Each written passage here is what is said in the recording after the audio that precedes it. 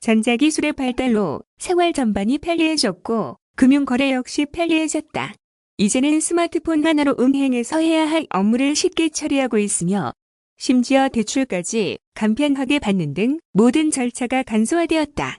또한 결제 수단도 스마트폰에 저장해서 이용할 수 있게 되었고 소액 결제처럼 당장 지불할 금액이 없어도 쉽게 결제할 수 있게 되기도 했다.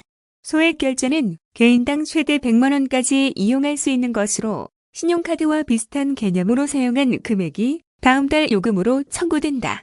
이런 소액 결제는 현금화해서 급할 때 이용할 수 있는데 정보 이용료 핸드폰 소액 결제 현금화는 소액 결제로 구매할 수 없는 물건을 사야 할 때나 공과금, 경조사 부조를 내야 할 때 등 급한 상황에 활용할 수 있다. 본인의 소액 결제 한도 내에서 현금으로 바꿀 수 있으며 모바일 상품권, 게임 아이템, 유료 콘텐츠 등을 구매한 후 현금으로 바꿔주는 업체에 매도해서 현금을 받게 된다. 이런 과정은 10분도 채 걸리지 않을 정도로 간편하게 많은 사람이 이용하고 있다. 다만 휴대폰으로 소액 결제 현금과 서비스를 이용하다가 금융 사기를 당할 수 있어 조심해야 한다. 불법으로 운영하는 업체에서는 해킹을 위해 어떤 앱을 설치하게 하거나 링크로 유도해 스마트폰 내 정보를 빼내기도 하고 개인 정보를 무리하게 요구해 보이스피싱 등에 이용하기도 한다. 이런 피해를 방지하려면 사업자 등록증 유무를 확인해야 하며 이용 후기도 참고해야 한다. 현재도 이용하는 사람이 많은지 확인하면서 리뷰가 꾸준히 올라오는지도 알아보고 큰 문제 없이 많은 이들이 현금화 서비스를 신청하는 곳을 선택하는 게 중요하다. 용티켓 관계자는 요즘에는 해킹, 개인정보 유출 수법이 교묘해지고 있어서 신중하게 생각하고 진행해야 한다. 알 수 없는 앱, 링크를 보내주는 곳은 의심하는 게 좋고 정식으로 등록되어 운영되는 곳 위주로 찾아 비교한 후 결정해야 하겠다고 전했다.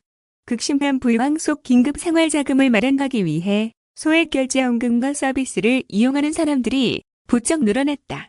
소액결제연금과는 휴대전화만 있다면 남녀노소 누구나 이용할 수 있으며 대출을 이용할 수 없을 만큼 신용도가 낮거나 소득이 일정하지 않은 사람도 쓸 수 있는 현금 마련 방안이다. 소액결제를 활용해 구입한 아이템을 전문 업체에 판매한 후 그 대금을 지급받는 방식이기 때문에 당장 통장에 돈이 없어도 현금을 마련할 수 있다. 때문에 항상 용돈이 부족한 대학생부터 갑자기 생활비가 필요해진 주부, 사회초년생, 영업자금을 마련해야 하는 사업주 등 다양한 사람들이 소액결제연금화를 이용한다.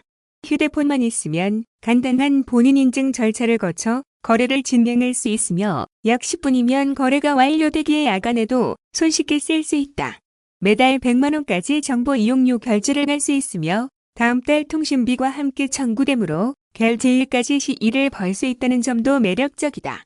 하지만 편리하다는 이유로 소액결제연금화를 무분별하게 사용할 경우 감당하기 어려운 수준의 결제 대금을 받아볼 수 있어 주의해야 한다. 특히 금전 감각이 부족한 학생들은 조금씩 결제했다가 막상 청구서를 받아보고 놀라는 경우가 적지 않다. 가랑비에 옷 젖는 줄 모르듯 합쳐보니 많은 금액이 되는 것이다.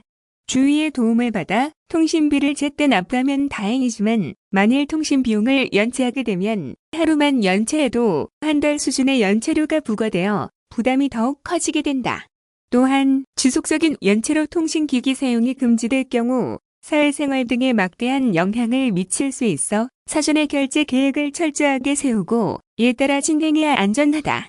또한 일부 불법 업체가 정식 거래에 필요하지 않은 개인정보를 요구하거나 악성 코드 설치를 유도해 스미싱 등 금융사기 범죄를 저지르기도 하기 때문에 각별한 주의가 필요하다.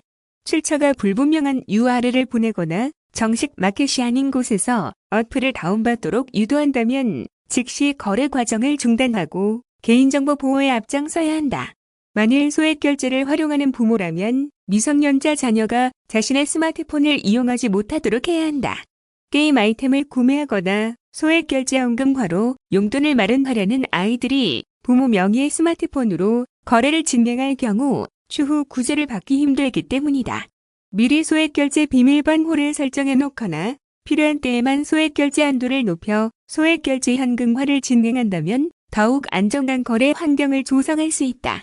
매년 꾸준히 스마트폰 보급이 늘어남에 따라 2010년대 이후 국내 통신사에 등록된 휴대폰의 숫자 또한 6천만 대를 넘어서게 되었다.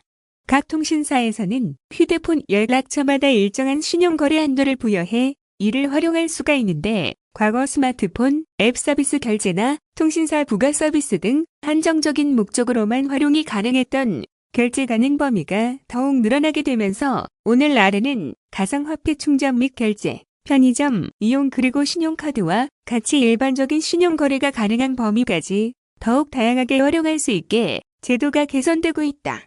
대행사를 통해서 알아볼 수 있는 현금 전환 신청 또한 그중 하나로 납부 기한이 되어 연체가 우려되거나 급히 필요한 소액의 생활자금을 마련하는 방법으로 신용카드 현금화 등의 방식이 활용되고 있다. 결제 과정에서 선택할 수 있는 수단은 신용카드 이외에도 휴대폰 정보 이용료나 구글 플레이 스토어 결제, 온라인 상품권 현금화 등의 방식이 있는데 이것은 대행사마다 조금씩 다르며 수수료 측면에서도 약간씩 다를 수가 있다. 신용카드 현금화 등 신용거래 수단을 활용하게 될 경우 거래가 가능한 한도 안에서 현금화할 금액을 정해 결제가 이루어진다. 전체 과정은 상담사와 직접 연락을 주고받는 방식으로 이러한 서비스를 처음 이용하는 고객도 한 단계씩 자세한 안내를 받을 수가 있다. 상담 진행 후 거래 완료가 이루어지기까지 약 10분에서 15분 정도 소요되는데 하루 안에 바로 필요한 소액 현금이나 생활자금을 마련할 수 있는 점도 신용 확인 등 금융권을 이용하는 방식과 차이점이다. 다만 은행 등 금융권을 활용한 절차는 수백만 원 단위 이상의 많은 자금을 마련할 수 있어 개인이 필요한 용도에 따라 다양한 항목으로 지출을 할 수가 있으며 상환기간도 연 단위로 이루어지지만 통신사 정보 이용료 기반의 소액결제 현금 정환 방식은 다음 달 이용대금 항목으로 결제 대금을 다시 지불해야 하는 만큼 이러한 특성을 고려해 신중히 서비스를 이용하는 것이 바람직하다. 최근 소상공인 등 많은 이들이 코로나19의 영향으로 경제적 불황을 겪고 있으며 개인 및 법인 사업자 및 직장인들은 매출은 떨어지고 월세 및 생활비 등의 부족으로 은행권 대출을 알아보는 등 곤란을 겪고 있는 이들이 크게 증가하고 있다. 정보 이용료 현금화 서비스는 본인이 소지하고 있는 신용카드와 휴대폰으로 결제 한도 내에서 결제 현금화가 가능한 시스템으로 은행권 대출처럼 신용등급의 영향을 받지 않으며 비교적 간단하게 본인 인증만으로 정보 이용료 현금화가 가능해 이용자가 급증하는 추세이다. 이로 인해 정보 이용료 현금화 서비스를 제공한다는 불법 업체들이 늘어나면서 많은 금융 피해를 발생시키고 있다. 불법 업체의 경우 낮은 수수료로 고객을 유도하지만 실질적으로는 반 이상에 가까운 높은 수수료를 부과함은 물론 서비스를 진행 시 수집된 개인정보를 기반으로 사기, 보이스피싱 등에 이용하여 추가적인 피해를 유발하고 있다. 짱티켓 관계자에 따르면 정식 등록 업체에서는 현금화를 증명하는 데 있어 기본적인 개인정보 외에 추가적인 불필요한 개인정보와 서류를 받지 않는다며 신중히 생각하고 업체 선정하시어 금융 피해를 받지 않도록 하여야 한다고 정했다.